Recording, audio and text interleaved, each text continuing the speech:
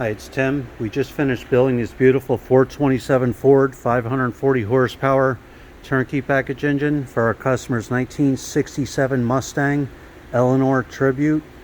Go over some of the highlights on the engine build here. We started with a brand new 4-bolt main block, all forged steel internals, double roller timing chain, roller lifter camshaft, AFR aluminum heads, roller rocker arms are in there, MSD distributor, MSD coil, Holley sniper fuel injection on there.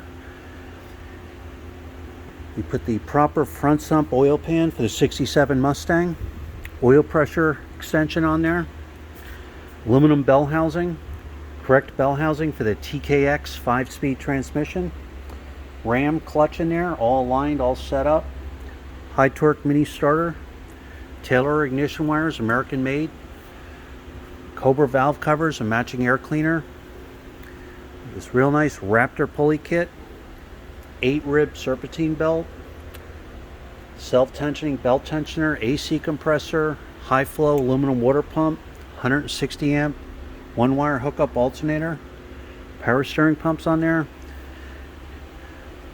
the Holley sniper fuel injection system on there.